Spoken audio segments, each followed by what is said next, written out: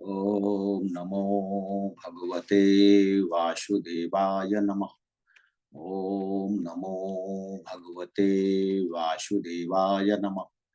ओम नमो भगवते वासुदेवाय नमः। देवियों एवं सज्जनों, गोस्वामी तुलसीदास जी महाराज द्वारा विरचित श्री रामचरितमानस के बाल कांड में निहित कतिपय प्रसंग आपके समक्ष प्रस्तुत करने हेतु उपस्थित हूं। सुधी श्रोतागण, मर्यादा पुरुषोत्तम प्रभु श्री राम त्रेता युग में मानव देह धारण कर महाराज दशरथ के पुत्र रूप में महान नगरी अयोध्या में अवतार धारण करते हैं। प्रभु श्री राम के विवाह का मंगल अवसर है, जब जगत जननी माता सीता का वर्ण करने हेतु महाराज जनक के नगर में प्रभु श्री राम जी पधारे हैं। महाराज जनक द्वारा निर्धारित शर्त के अनुसार प्रभु श्री राम ने भगवान शंकर के उस दुरूह कठिन विशाल धनुष को तोड़ दिया है। धनुष तोड़ने के उपरांत सीता ने प्रभु श्री राम के गले में जयमाल डाल दी है। चारों ओर खुशी का वातावरण है। तीनों लोकों में आनंद ही आनंद की अनुभूति हो रही है। उसी समय उस महान धनुष के कस्टोडियन रक्षक परशुराम जी धनुष के टूटने की भयंकर गर्जना सुनकर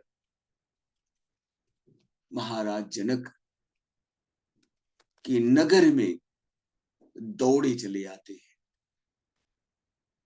शांत बेसु करनी कठिन, बरनी न जाई स्वरूप, धरि मुनि तन जनु बीर रसु, आयु जहाँ सब भूप।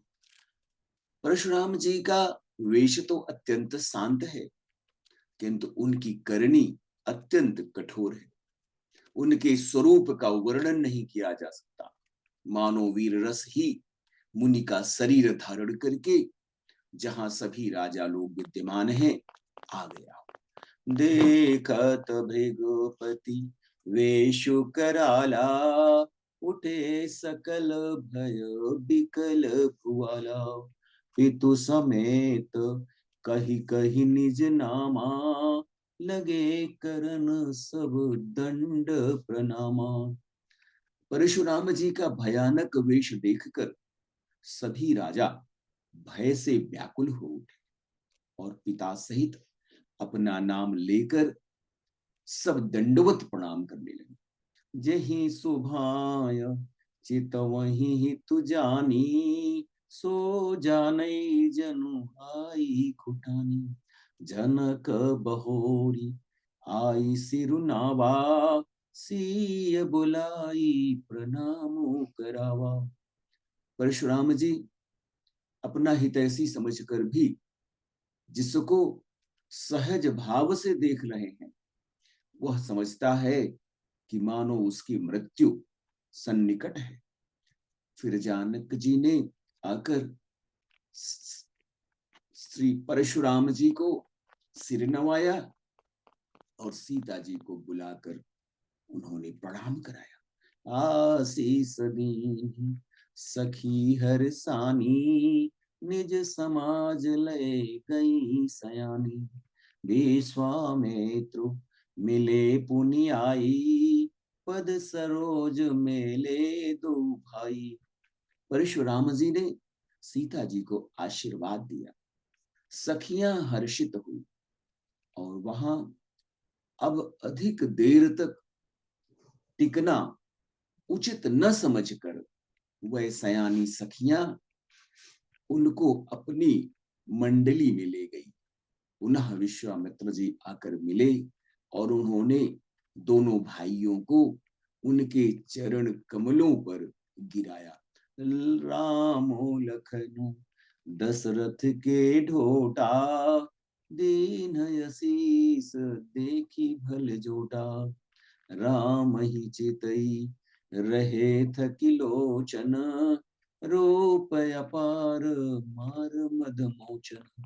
विश्वामित्र जी ने कहा, हे ये राम और लक्ष्मण, ये राम और लक्ष्मण हैं जो महाराज दशरथ के पुत्र हैं। उनकी सुंदर जोड़ी देखकर परशुराम जी ने आशीर्वाद दिया। कामदेव के भी मद को छुड़ाने वाले श्री राम जी के अपार स्वरूप को देखकर परशुराम जी के नेत्र स्तंभित हो गए। बहुरि बिलो की विदेह सन, कहु काहयति धीर। पूछत जानी अजान जिमी, व्याप्यु को शरीर। फिर सब देखकर जानते हुए भी अनजान की भांति जनक जी से पूछते हैं कि कहो, यह बड़ी भारी भीड़ कैसी है। उनके शरीर में क्रोध छा गया। समाचार कही जनक सुनाए, जही कारण महीप सब आए। सुनत बचन फिरी अनत निहारे, देखे चाप खंड मही डारे। जिस कारण सभी राजा आए हुए हैं, राजा जनक ने वह समाचार विस्तार पूर्वक सुनाया। जनक के वचन सुनकर परशुराम जी ने मुड़कर दूसरी ओर देखा, जहां धनुष के टुकड़े पृथ्वी पर पड़े हुए थे। अतिरिस बोले बचन कठोरा, कहु जड़ जनक धनुष कै तोरा। बेगी दिखाओ मूढ़ न तयाजू, लटऊ मही जहां लही तब राजू। अत्यंत क्रोध में भरकर वह कठोर वचन बोले, रे मूर्ख जनक, बता धनुष किसने तोड़ा, उसे शीघ्र दिखा, नहीं तो सारे मूढ़, नहीं तो हे मूर्ख, आज मैं जहां तक तेरा राज्य है वहां तक की पूरी पृथ्वी को उलट दूंगा। अति डरो तरो देत नृप नाही, कुटिल भूप हर से मन माही।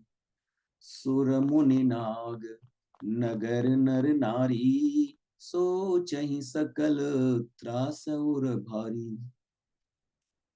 महाराज जनक अत्यंत भयभीत हो गए, जिसके कारण वे उत्तर नहीं दे सकते। यह देखकर कपटी कुटिल राजा मन में अत्यंत प्रसन्न हुए। देवता मुनि नाग और नगर के स्त्री पुरुष सभी सोचने लगे। सबके हृदय में बड़ा भय है। मन पछताती सीय महतारी, विधि अप संवरी बात बिगारी। भृगुपति कर स्वभाव सुन सीता, अरध निमेष कलप सम बीता। सीता जी की माता मन ही मन पश्चाताप कर रही हैं कि हाय, विधाता ने अब बनी बनाई बात तो बिगाड़ दी। परशुराम जी का स्वभाव सुनकर सीता जी को आधा क्षण भी कल्प के समान लगने लगा। सभय बिलो के लोग सब, जानी जानी की भीरु। हृदय न हरसु विषाद कछु, बोले श्री रघुवीरु। तब श्री राम जी सभी लोगों को भयभीत देखकर और सीता जी को विशेष रूप से डरी हुई जानकर बोले। उस समय उनके हृदय में ना तो किसी प्रकार का हर्ष था और न किसी प्रकार का दुख था, विषाद था। मर्यादा पुरुषोत्तम प्रभु श्री राम ने धनुष भंग करके महाराज जनक की शर्त के अनुसार सीता से विवाह सुनिश्चित कर लिया। वह जगत जननी है,